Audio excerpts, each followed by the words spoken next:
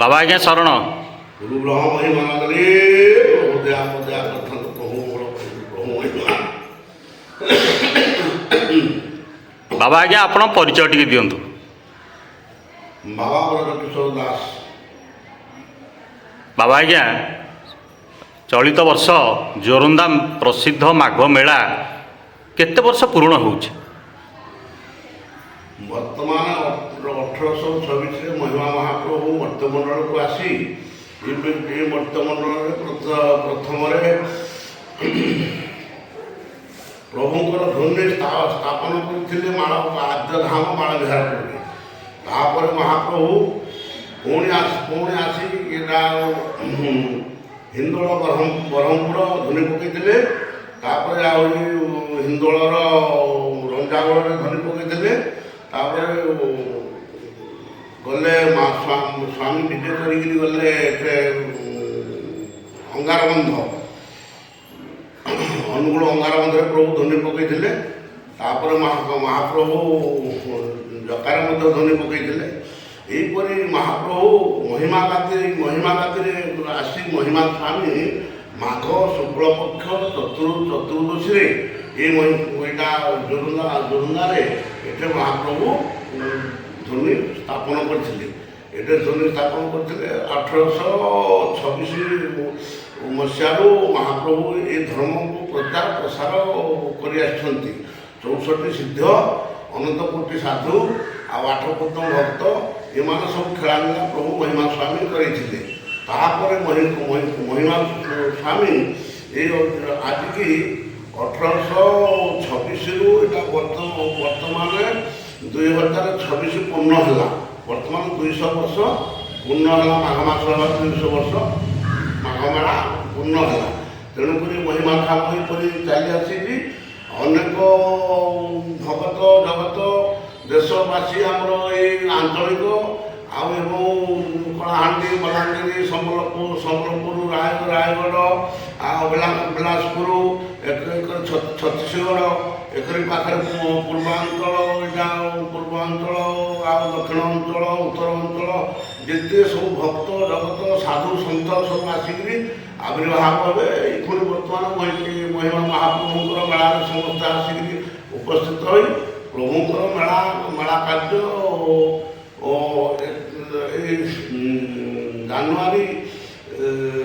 जानुरी 31 तारीख में महाप्रभुंर मेला उत्सव आरंभ हो। फेब्रुआरी 2 तारीख में संपूर्ण हो माघ मेला। अनेक साधु सन्थ भक्त समस्त आसी माघ मेला सारी पुणी महाप्रभुंर गोष्ठी सत्संग गोष्ठी दिने पुणी साधुसंग मान करेंगे। प्रभुंर धाम जो मैंने बा मैंने आसी से पुणी नूतन नीति खोजे नूतन बकड़ बा मैंने प्रधान कर प्रभुंर झाड़ दीप देवे आहुति करेंगे। प्रभुंर सेवा सुसेवा चामर पकेबे सब नूतन बकड़ नूतन सब साधु मान नूतन नूतन आड़बंध पिंधि बा मान नूतन आड़बंध नूतन बकड़ धारण करेंगे। महाप्रभुंर झाड़ दीप 4 द्वार झाड़ दीप लगे महाप्रभुंर छत्र तरास आडेणी मकर चांदुआ ये सब जा पूर्व द्वार सब टणा हम सोनार छत्र रूपार छत्र ये सब जा प्रभु पाखे कमिशनर फोर्स मान आसिक दायित्व नहीं जगि रखिए। आए महिमा मेला यपरी सूत्र हम महिमा प्रभु महिमा गादी की कुआड़ कुआड़ सब भक्त मान आसती। महिमा गादी की भक्त चतुर्दिगर आसती उत्तर पूर्व पश्चिम दक्षिण चतुर्दिगर भक्त आसती एवं अन्य राष्ट्र मानक माघ मसरे अन्य जापान भूटान अन्य अन्य सब बहुत दूर से जो अन्य देश से आसिक महिमा गादी आसिक सब देखिक जाती से अन्य आसती। महिमा गादी रे जेमती जोरंदा महिमा गादी रे माघ शुक्ल चतुर्दशी पालन करा जाए झाड़पति जला जाए महिमा धर्मर जो पंचतीर्थ अच्छी सेठी मध्य कौन एमती समान भाव में झाड़पति लगा जाए ନାଇଁ ଅନ୍ୟ ଅନ୍ୟ ଜାଗାରେ ବ୍ରହ୍ମପୁର ହିନ୍ଦୁଳ ବ୍ରହ୍ମପୁରରେ ଝାଡ଼ପତି ନାହିଁ ପ୍ରଭୁଙ୍କର ଧୁନିରେ ଆହୁତି ହୁଏ ବତୀ ଲାଗେ ଧୁନିରେ ଆହୁତି ହୁଏ ତାପରେ ମାଳବିହାରପୁର ଏଇ ମଧ୍ୟ ପ୍ରଭୁଙ୍କର ଧାମରେ ବତୀ ଲାଗେ ସେଟା ମଧ୍ୟ ଧୁନିରେ ଟିକେ ଆହୁତି ହୁଏ ଆଉ ଏହିପରି ସମ୍ଭାର ବଡ଼ ସମ୍ଭାର କୌଣସି ଜାଗାରେ ହୁଏ ନାହିଁ ମହିମା ମହାପ୍ରଭୁ କହିଛନ୍ତି ଅର୍ଡ଼ର କରିଛନ୍ତି ଯେ ସାଧୁମାନେ ଚତୁର୍ଦିଗରେ ବର୍ଷ ସାରା ଭ୍ରମଣ କରିବେ ମାଘ ମାସରେ ଆସିକିରି महिमा गादी उपस्थित हे महिमा गादी उपस्थित हो प्रभुंर यहाँ वृताहुति कर सत्संग गोष्ठी कर जहाँ बाटे जे जहाँ अंचल को परिभ्रमण करने को जी यहाँ प्रभु को आज्ञा अच्छी घर के उठे ग्राम कराते पालन करने प्रभुंर आज्ञा अच्छी उदयस्त दर्शन करेंगे घर के उठे ग्राम कराते पालन करेंगे ये हूँ अतिथि व्रत यहाँ हूँ आम अतिथि धर्म तेणुक अतिथि धर्म ये निष्काम धर्म निर्वेद धर्म तेणु ये धर्म आमर साधु सन्थ मान घर के उठे ग्राम रात्र सब अतिबाहित करेंगे